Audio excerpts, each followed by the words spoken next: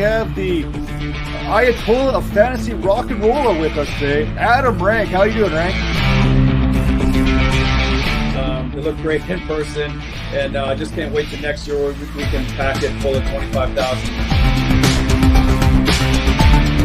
Hey, Bob, how you doing? Hey, I'm doing great. I didn't know it was Ball Guys Day. It was me and Rank. I mean, how can you lose? This is the Dynasty Vipers ViperCast.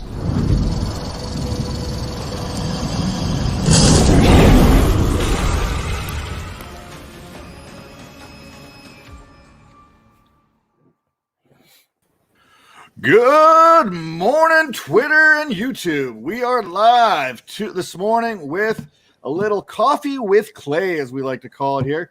As today we have joining us from ESPN, Mike Clay. How you doing, Mike?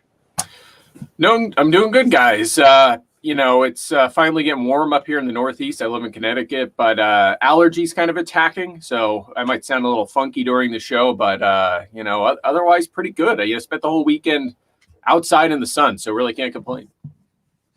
I love that because we just got some more snow here. I'm even more north of Connecticut here. I'm in Western Canada, so we just got some more snow here not that long ago, and it's been a little bit interesting here. So pollen season's kicking in, so it's gonna make things a little more interesting for everyone that's involved with that whole thing. That's basically what you're used to over there in LA, right, Major? Yep. Allergies are going crazy right now. I can barely open my eyes. I feel that, right? And I'll back Mike up on that because I'm in Boston, and it looked like it was snowing when the wind blew. Yeah, and it was just pollen blowing around. Yeah.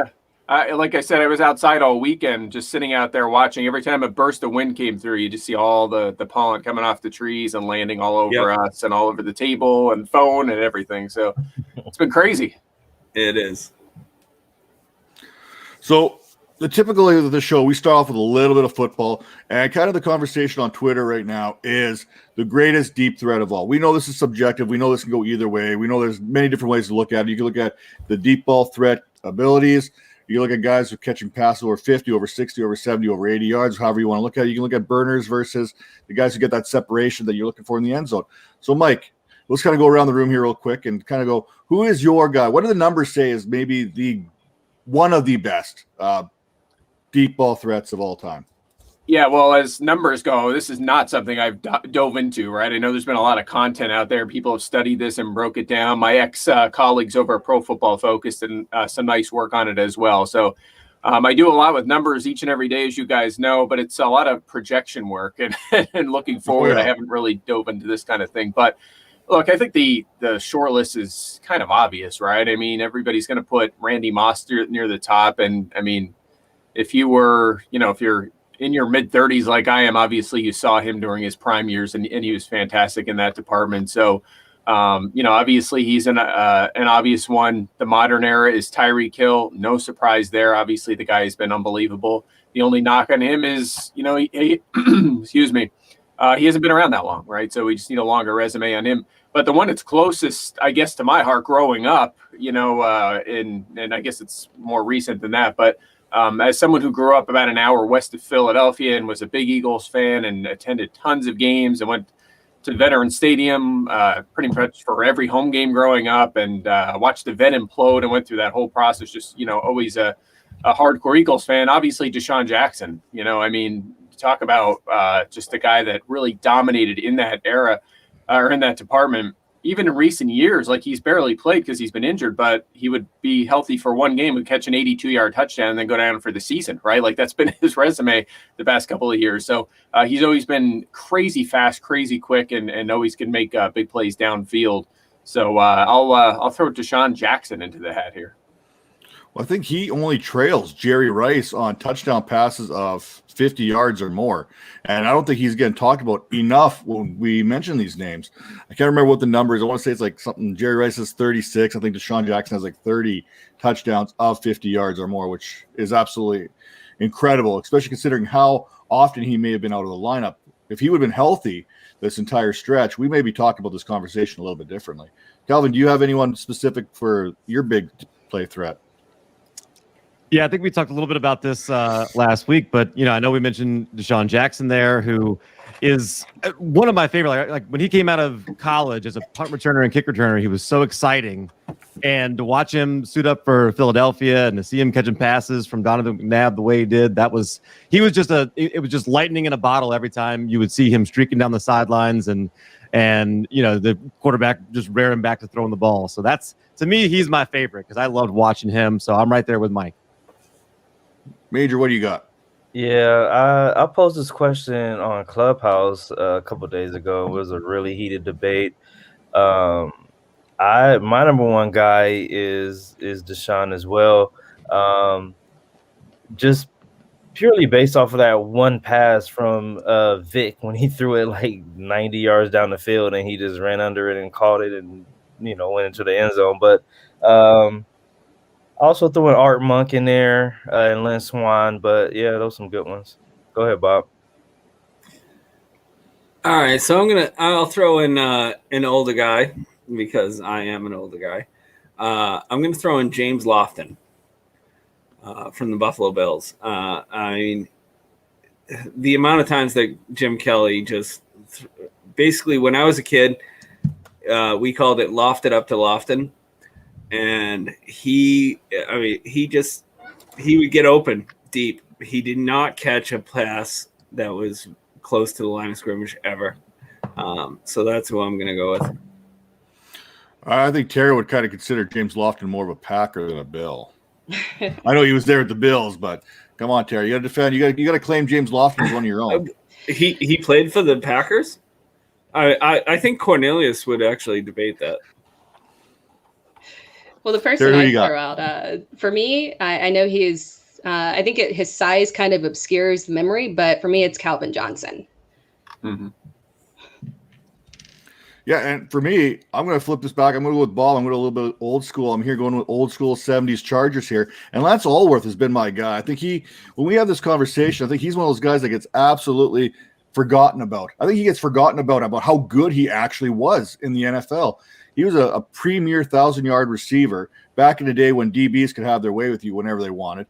He has don't fact check me. We don't fact check numbers on here, Mike. Just so you know. Mm-hmm. I think he's got something like 6 touchdowns of over 80 yards. I think he's got 35 over 50. Another crazy number over 60. He's right up there. He's in the top 5 with all the deep ball threats. Well, we've mentioned Deshaun Jackson, Jerry Rice. Randy Moss, Tyreek Hill, he's right up there with all those guys, but we don't mention his name. So I want to give you a little shout out to Lance Allworth just because I think he is one of those receivers that we don't talk about nearly enough in today's game. If we want to look back in the past here, and I think the past is always good to look back. We talk about James Lofton here. I think it's good to make sure we mention some of these old school guys here and what they were able to do in different eras. And again, this conversation is so subjective because you are dealing with players of different eras. It's like saying, who's the GOAT? Who's the greatest of all time? Who's this? Who's that? Well, the different eras produce different results. And we're not even talking about how these deep ball threats would do with other quarterbacks. Could you imagine Randy Moss with the Patrick Mahomes? Give him that arm? Maybe we're having a completely different conversation. Maybe this is open and shut. So, I mean, Randy Moss made Dante Culpepper look good. So, Randy, I got some trivia for you guys. Who was Randy Moss's quarterback in college? Pennington? Yeah, Chad Pennington. Yeah. Right over my shoulder. It was Pennington. This guy right here, Chad Pennington. You got it. Yeah, Nice. Moss was pretty darn good at Marshall with Chad throwing him the ball. And as many of us know, Chad was known for accuracy and conservative throws, short range throws. So Moss, he could do it with anybody. That guy was unbelievable. Yeah. I mean, he got Dante that second contract in Miami just because of how good he made him look. So with that, we are now done with our quota for the football talk of the day. You've heard from our panel here, but Matt, Tera, Bob, Major, we've all got some questions for you, Mike. So we're going to go into the Viper Pit. We're going to start some questions that have a lot more to do with you and a lot less to do with football itself. So we like to start off with something really easy. It just kind of lets us get to know you a little bit about your personality. So music, obviously really important. We think about sports, we think about music. There's a lot of correlation there. closer in baseball, like let's say you had that role and you were going to be introduced to a crowd, what would your intro music be that's going to best get the audience ready for what you're going to deliver? Man, that's a good question. I'd have to think through that. What I usually listen to is like indie rock. I'll put on, like when I'm working out, I'll go to like Amazon Music. I could put on my TV and I'll just do like indie electronic or something like that, something along those lines, and listen to a playlist there. So that's kind of my wheelhouse. So naturally, my favorite band by far is the Killers. I just, they kind of broke out when I was in college, and I just get by album after album. I just love what they do, almost every song. So it would probably have to be something along those lines, I would say. I'd have to pick out, I think, a Killers song, but I don't know if I'd have to find one that you could really kind of jack up the crowd, though, a little bit. I don't know if there's one that jumps into my head, but in that department, but I'll come up with something. Nice. So let's dive into you and sports and growing up. So what sports did you play growing up? Your favorite teams, your favorite players?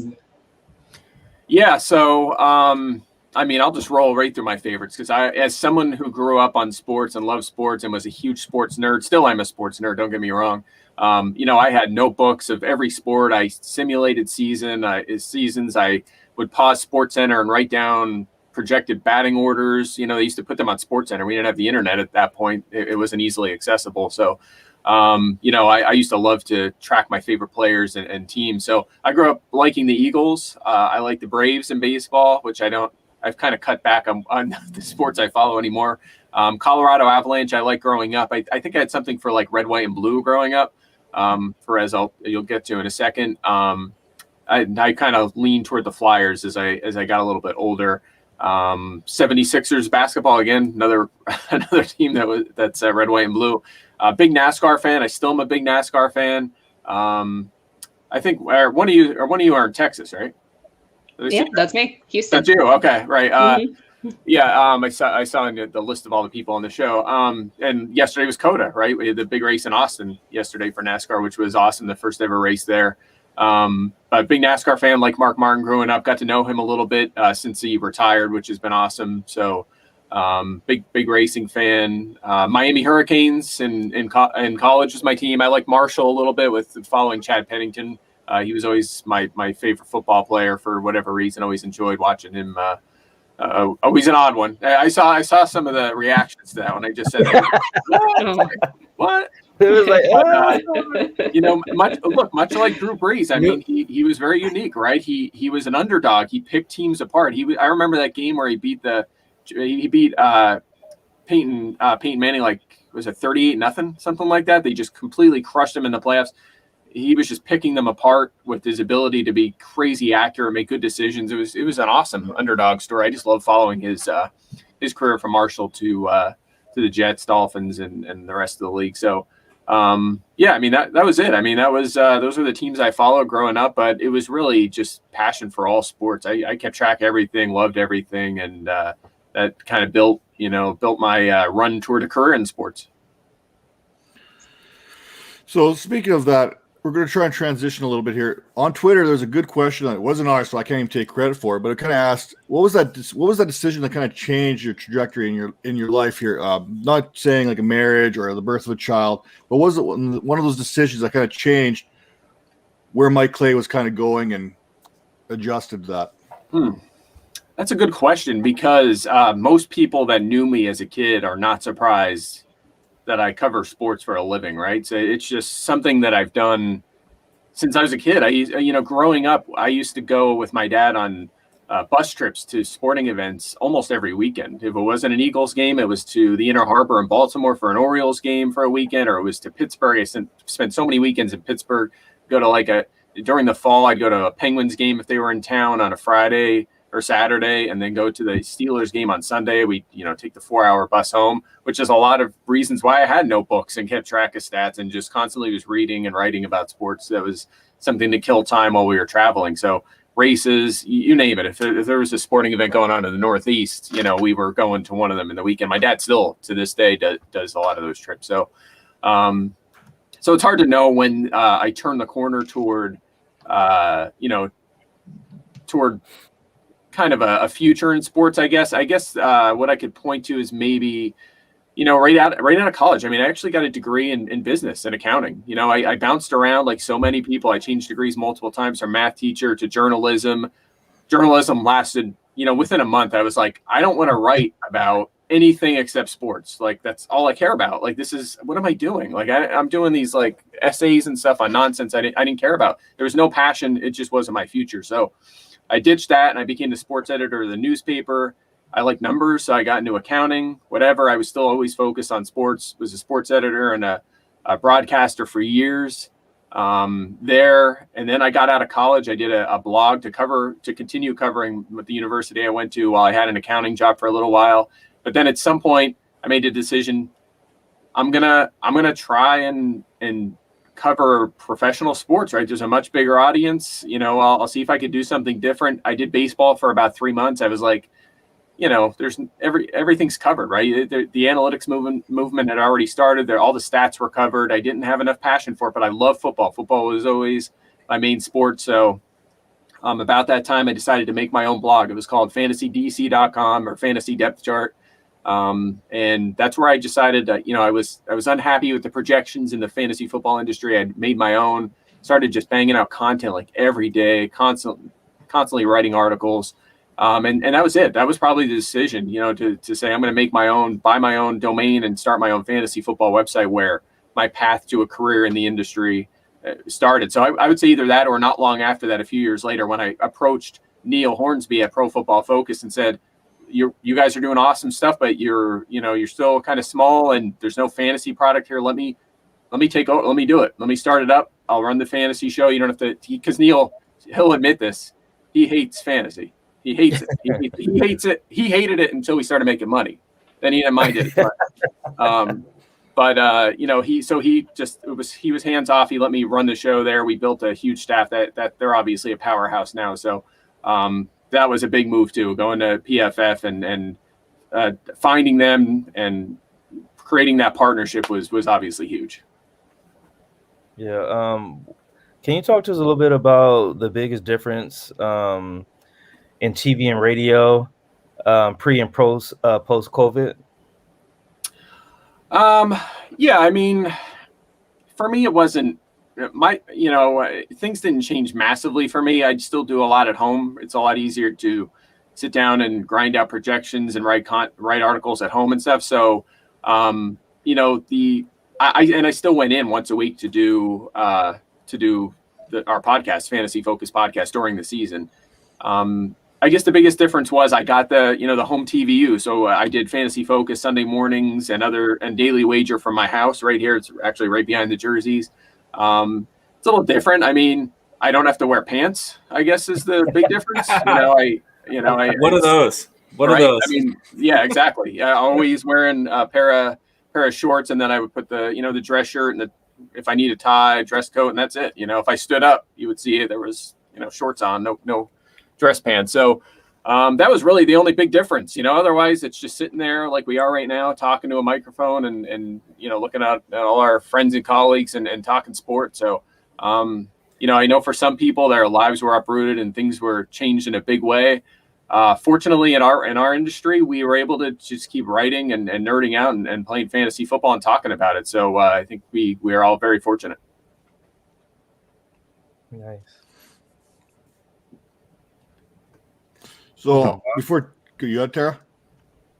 Yeah, sorry, I was having trouble unmuting myself there. Diving back to fantasy, can you tell us about that first league that you were in? Okay, yeah, I actually remember that. I remember I had Carl Pickens and Herman Moore were on my team. That's what I remember about that team. I don't remember any other players in the entire league. I remember I had those two guys, the Bengals and the Lions wide receiver, on my team. It was when I was a kid. My dad was the first person to introduce me to fantasy football. The way we picked teams was we went around the room. Everybody picked a quarterback, then everybody picked a running back, then everybody picked a receiver. It was nothing like we do it now. I had no idea what I was doing at that point. But I did, again, back then we didn't have ESPN, stat tracker where you plug the lineups in and it did all the work for you. So I would get the newspaper the next day, and you hear them stories from old people like us where we would go in and look through the little box scores and plug the stats in and count up the numbers.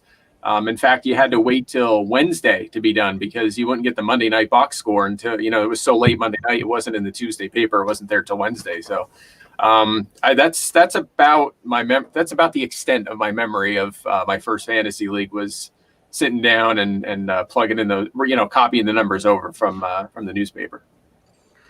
That's still like my favorite thing. There's those numbers out of the newspaper there. We used to do that with hockey all the time. Once a week, we have those numbers up. We talked to Bob, we talked to Paul, we talked to some of the guys who are really starting off in the fantasy industry on what they used to do. Go up and like pre-record the Monday afternoon or Tuesday morning radio show where they're pulling all these stats off, and then they'd put them into their system, and however that worked. So it's kind of fun to see where it's been and where it's going as far as fantasy football. I still have no clue what I'm doing. Maybe go back to everyone draft a quarterback and then everyone draft a running back might suit my game a little bit better.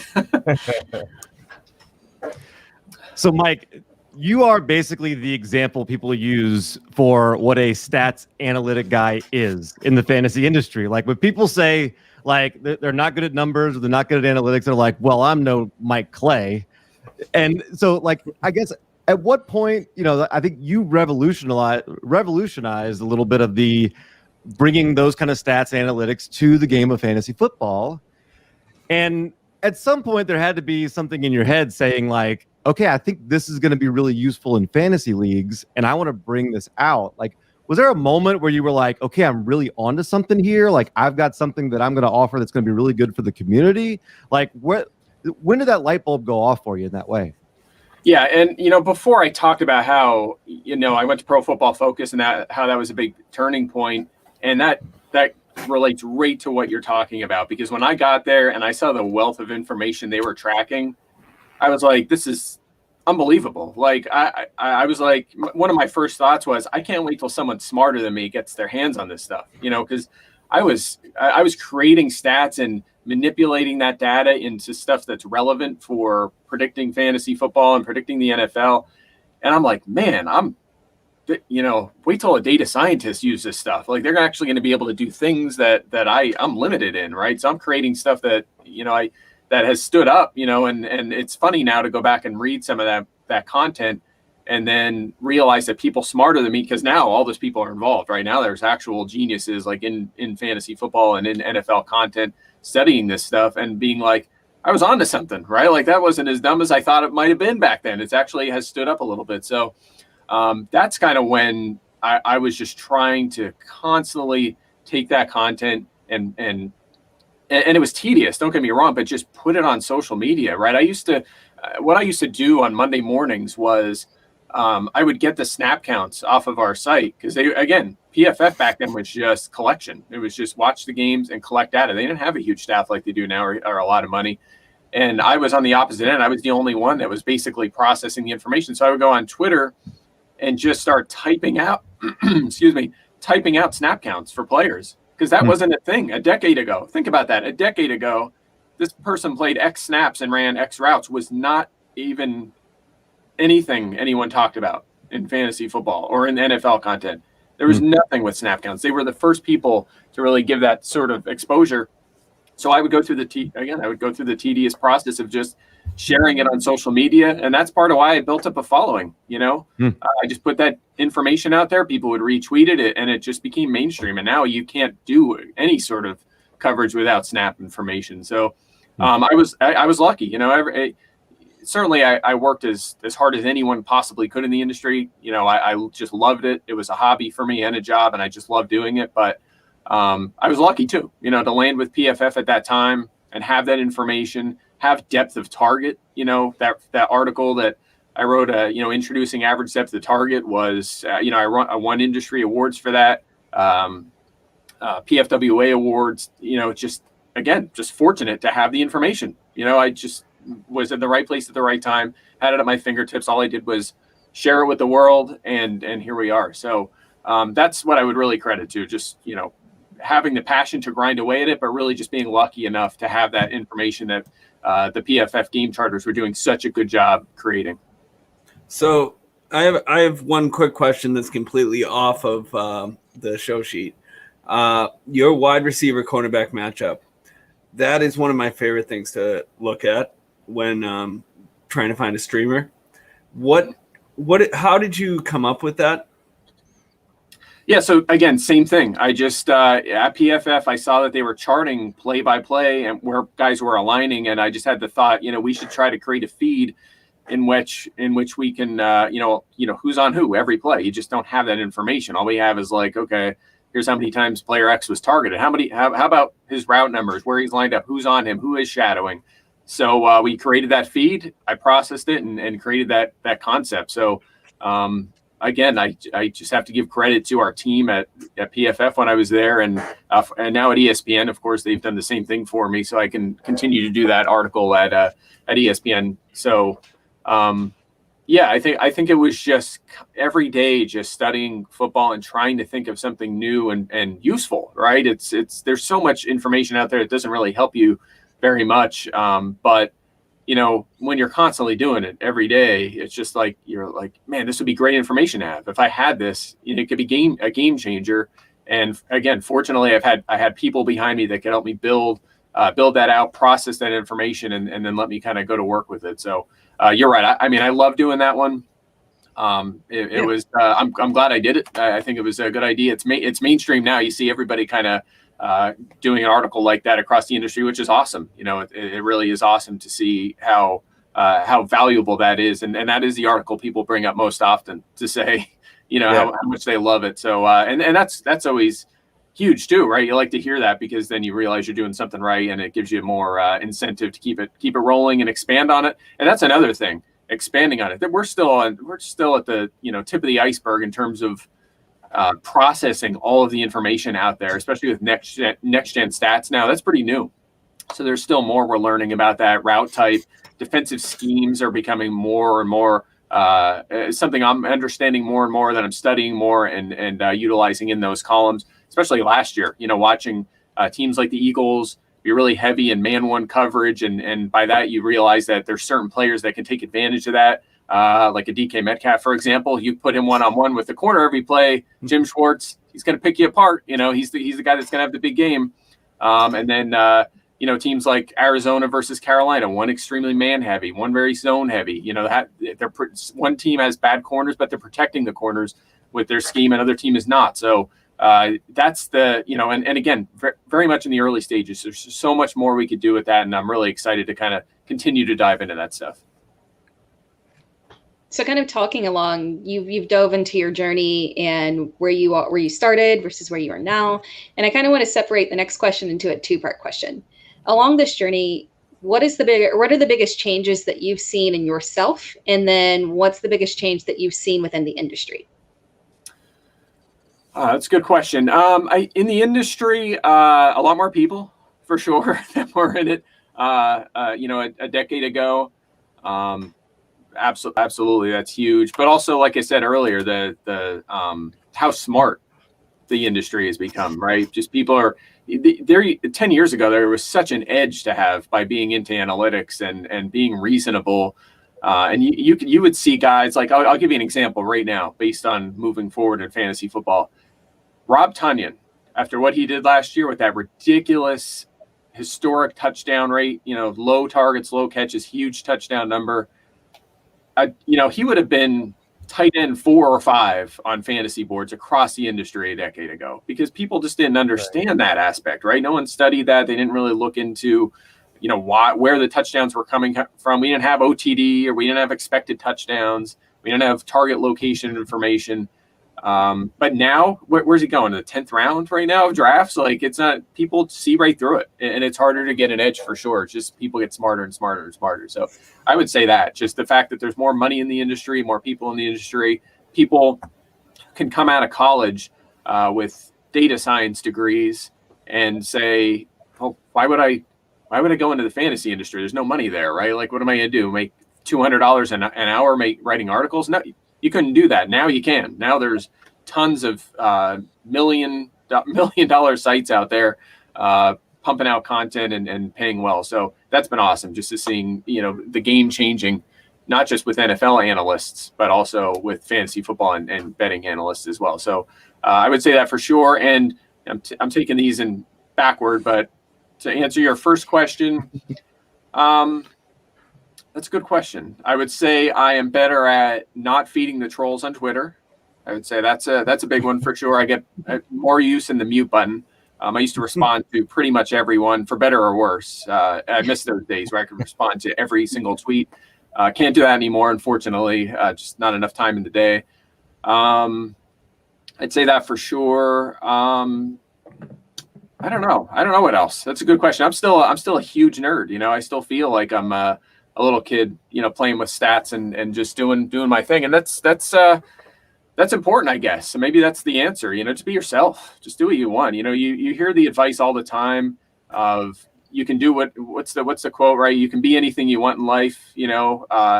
I think that's true. You can do whatever you want, find your favorite hobby. You can do it, but you have to grind away at it too. If you love it, focus on it, put the time in. And if you're sitting there working on it and you're bored and you just don't like doing it and it's tedious for you, and then that's not it for you. That's not your passion. But if it's something you do enjoy and you get excited to wake up Monday morning and dive into this stuff, even if it's number crunching, maybe that is for you. And it may be this, it may be sewing, it could be a million different things. It could be whatever you're passionate about. You can make it your career if you really put the time in. So I don't think I've changed in a lot of ways. I just think I know who I am. I accepted that, and I love the grind. I love football. I love stats, and that's what I do each and every day. Yeah, will you talk to us about one of your more memorable podcasts or like interviews? Podcaster, oh man. Let me think about that. Yeah, you probably had some pretty fun ones there over your time there with ESPN and Matt and Stefania and the whole over there. Yeah. I probably would point to the fantasy show just because, I always have the reputation, and it's, I do it to myself, but as the boring stat guy, I'm an introvert, I keep to myself. I just, very serious on Twitter most of the time.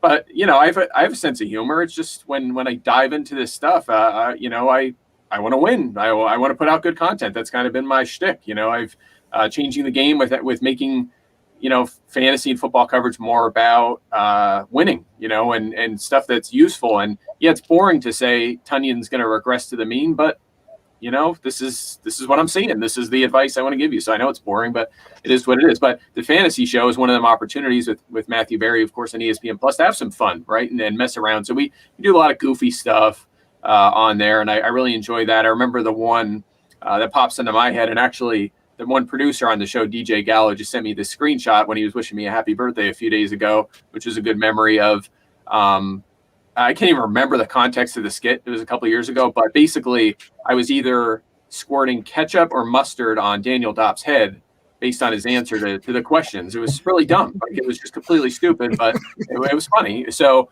but I was wearing a suit that I wear on SportsCenter and whatever I'm on, and of course it got everywhere. I mean, everyone felt terrible. My suit was full of mustard and ketchup. It was a complete disaster. But it all came out. So in the end, it was a funny skit, and we had a good time. That, or probably when I went with Daniel to, we have an amusement park right near us, Lake Compounds. We went there and filmed on a roller coaster. We were doing fantasy advice while on the roller coaster. That was a lot of fun to do. That's good. So if you weren't into fantasy sports, in some crazy world that wasn't your path, what would you be doing? Oh man, that's hard to think about. Because again, I've just been a sports nerd my whole life, so that's weird to think about. But honestly, I'd probably still be in accounting. I that's what I did out of college. I got a job at a small business locally to where I went to college, and did the books there, and I didn't mind it. It was fine. I was, I'm interested in numbers and organization and figuring things out, and you do some prognostication there as well. So it wasn't like CPA work. It was just running a small business, and I didn't hate it, but it wasn't sports. So at the end of the day, I was always kind of, I think, destined to be in the sports industry. But to answer your question, that's probably where I'd be. So two kind of questions here for the next part. One, do you guys ever get to, because you and Stefania have birthdays like back to back, do you guys get like this big old shindig at ESPN where everyone throws on these birthday hats and just like let loose for one day? Because that's pretty awesome to have those two birthdays back to back. And by the way, happy birthday. That. Yeah, Happy belated, I appreciate that. We have not yet, but I think we need to. And maybe I should host, because my neighbor has the same birthday as me, and his wife was born like 4 days before me, and in 1985 too. So it's a popular mid-May is a popular birthday month for whatever reason in this area. So we're gonna have to have a big bash or something, I think. But it's pretty cool. Stefani's great. We just have an awesome team. Just an awesome team at ESPN with Field, one of the nicest people you ever meet. Just so. I talk about a guy who grinds away, man. That guy knows the league in and out. Obviously, Matthew is, a really special guy in a lot of ways. Can really do it all. He's been a huge help for me over the years. And Daniel, one of my best friends at ESPN. So we just, Kyle Sapia can go on and on. I mentioned DJ can go on and on. The list of just great people at ESPN. That's been a huge part of why I love it here. So it's just a great group. So you kind of mentioned in the second part here, you kind of mentioned that your love for NASCAR and racing and stuff like that. Maybe if you weren't into those fantasy sports, and maybe if you decided you didn't want to go into that chartered accounting, maybe you get into esports, maybe a little Mario Kart. Could you see yourself being like an esport Mario Kart guy? And if so, who's your go-to in Mario Kart? Well, I love this. There's a couple things I could give you on this in this department, the esports side and also Mario Kart. So I've been playing Mario Kart since I was a kid, for sure. Super Mario Kart is the best one. There's no question about this. That's the one that requires, I think, the most driving talent. So that's always been important to me. Really a tough game, but that's the one I always fall back on. But we have the Nintendo Switch. I have two little girls. We love playing Mario Kart, whether it's battle mode or the races. So my go-to is always Toad. Toad is the best. He doesn't have the top speed, but he can, you can get through the turns pretty easier, right? He's light in his feet. He moves around pretty good. So I've always defaulted back to Toad for sure. So interested on your thoughts on that in a second. But the other part, the esports, I'll get into that quick. iRacing is kind of right down. I don't know if any of you guys are familiar with iRacing, but that's basically a racing simulator. And if I were to move these jerseys, I have one right behind this cockpit, the wheel, and I use VR headset for racing. And I've been in that for a few years, and I've raced against NASCAR drivers. They all use it to practice now, especially with minimal practice with COVID and all that. So, I'm in a league right now. We actually raced tonight, and it's there's a couple of NASCAR drivers in that. Kyle Busch is in it. Anthony Alfredo, TJ Majors is a spotter. A lot of people involved in NASCAR. So we have a league race tonight, but that's something I do right now as a hobby, right? And there's it's not something that's going to pay my bills because I'm not nearly good enough. If I'm racing against people on my level, I'll be competitive, win the occasional race. When I race against these guys, like NASCAR drivers, it's embarrassing. It's embarrassing. You have no idea how good these guys are at handling these cars. And this isn't real life, obviously, but it's as close as you can get. These are it's not a video game. This is a simulator, and it's really, really tough. So, it's fun. I enjoy it as someone who grew up a race fan, raced go-karts as a kid. My dad raced on dirt, was a track champion in Pennsylvania. So that's, again, racing's just always been something that's been a part of my life. What makes those guys so good? Like, what is it about them? Like when you're racing them that jumps out to you and you're like, this is what separates them. I think the underrated aspect is consistency. It's people always joke it's just driving in circles and anyone can do it.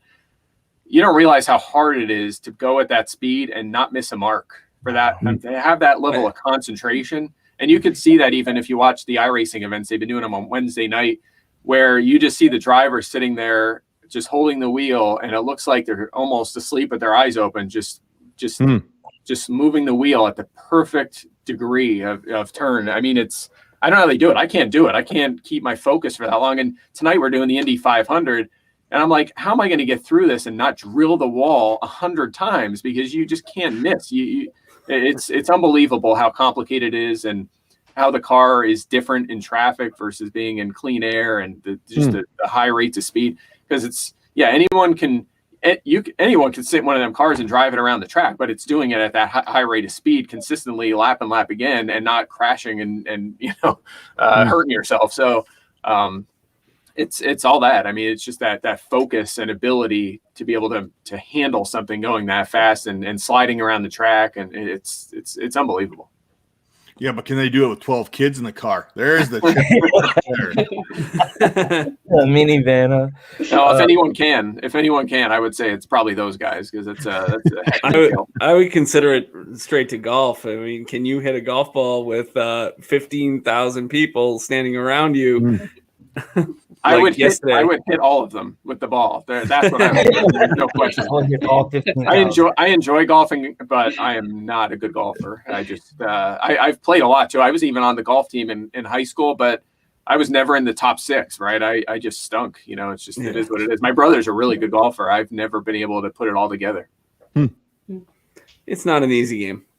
Yeah, I guess you're much better than me, considering, Bob, that you have a bunch of golf clubs hanging on your wall behind you. I was a golf pro in my former life, yeah. Oh, no way. That's awesome.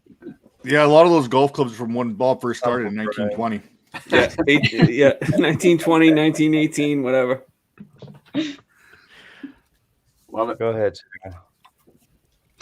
So, side note, I completely agree with you on Mario Kart. I 100% attest my ability to drive at 15 with no problem to my skills in Mario Kart. So, yeah, I'll co-sign that.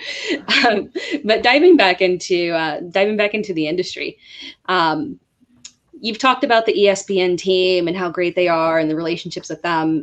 Tell us about one other relationship that has really been special to you along the way.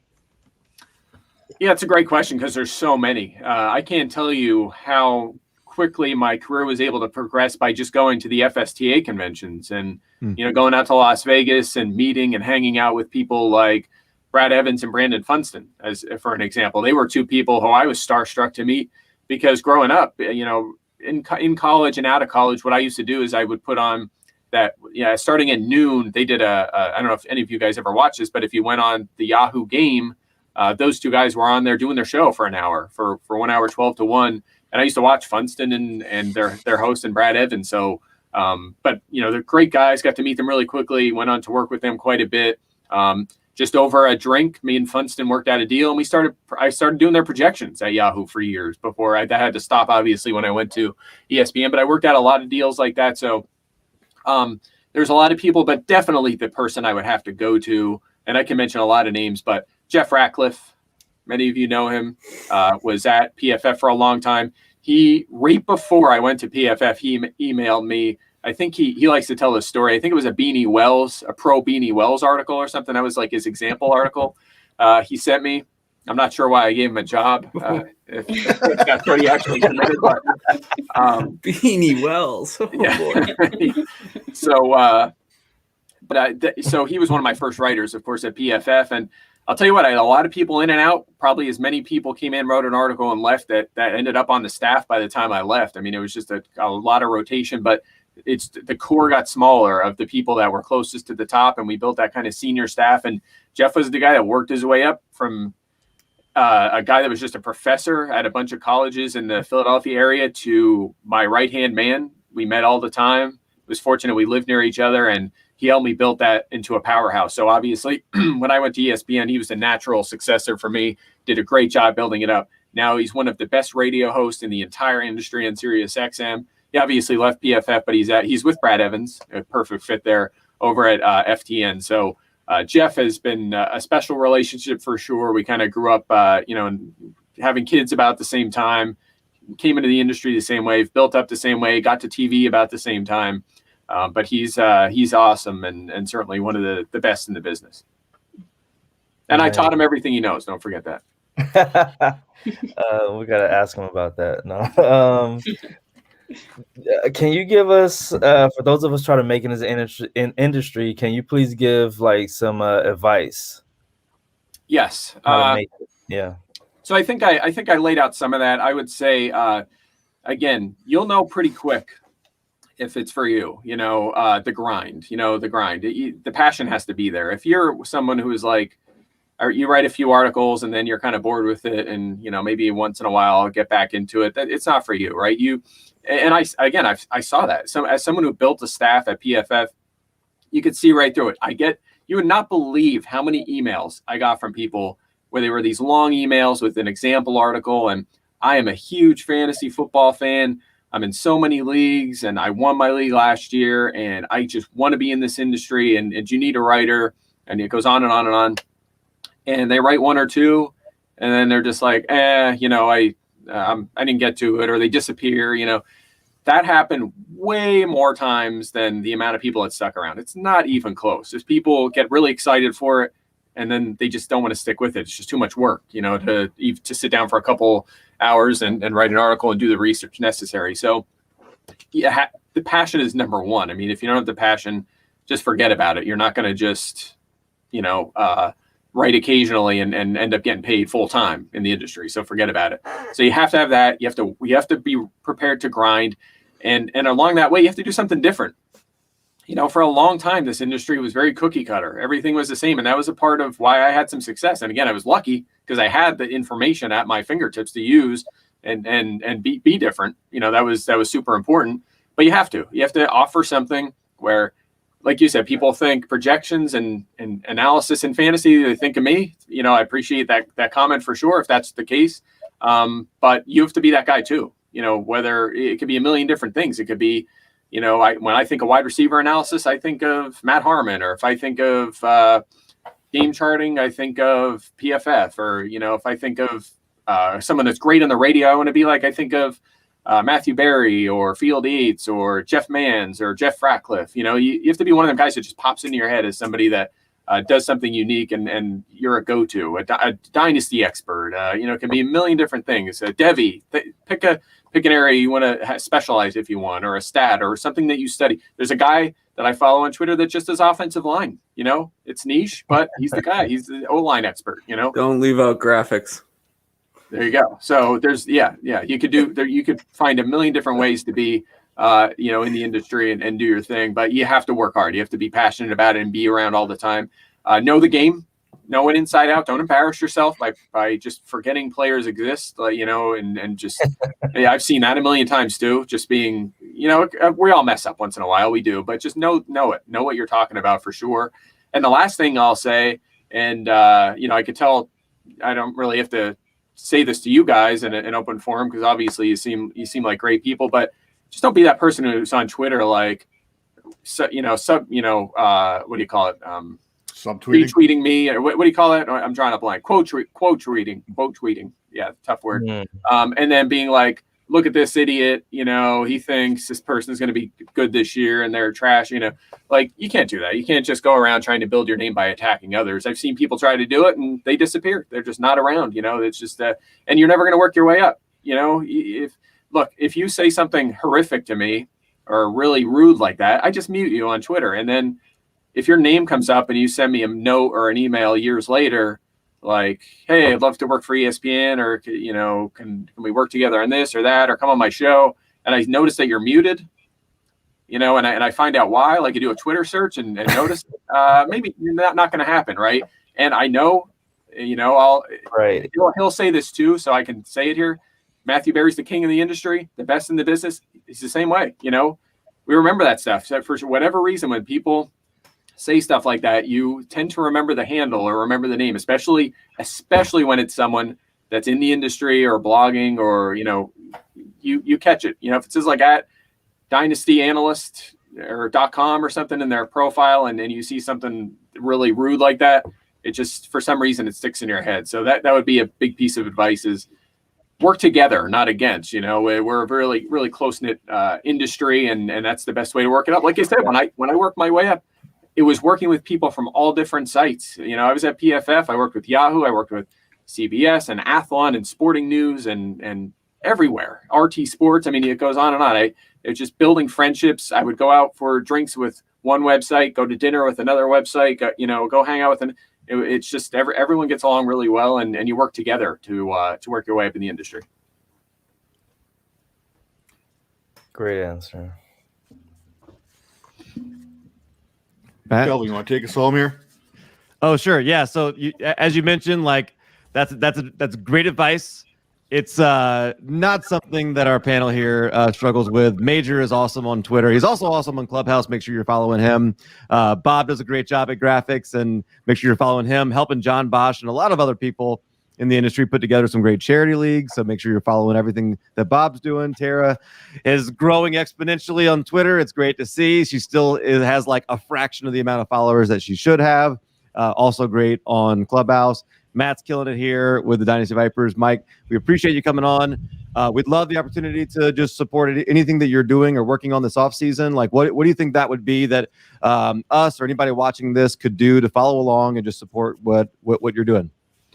Yeah, appreciate that. It's funny. I feel like Friday, which coincidentally was my birthday, was kind of the first time where I was like a sense of relief since the end of last season, right? Like I have a little bit of a break here. Just finished off some content that's in the, going through editing right now. It'll be up on the site, so keep an eye out at ESPN Plus for a couple of interesting articles, certainly with some fantasy spin to them. They're NFL articles that have some fantasy feeling to them as well. So those are coming up in the next 2 weeks, and my content will be at ESPN Plus throughout the off season. I already, like I said, I've been working since last season. I have the capsules up, lots of content on the site. Our rankings are there. You can see projections for the entire league, whether it's win totals or projected leaderboards, teams. If you want punter projections, I got punter projections. We got them. They're all there. They're over there at ESPN.com. We have cheat sheets up. I grinded through all that already. So I'm going to take a little bit of a break here, kind of hang out outside a little bit the next couple of weeks, do a little iRacing. But like I said, it's a hobby and a job for me. So I'll be right back at the computer whenever there's news, or if I want to do a little research or something, it's something fun for me to do. But again, follow along at Mike Clay NFL on Twitter, and of course at ESPN.com. And with that kind of wraps up today's show. Mike, thanks for sticking around with us. And I think we went a little bit over, but not too bad here. So appreciate that again. That's my fault. I ramble and talk a lot. So no problem, guys. I appreciate you having me on. That was a lot of fun. And with that, I leave you with this. As good of a driver as Toad is, he is just a shell of a driver compared to Koopa Troopa. I appreciate the dad joke. I do. I appreciate the dad joke. And with that is the Dynasty Vipers ViperCast, episode 70. And we're gone.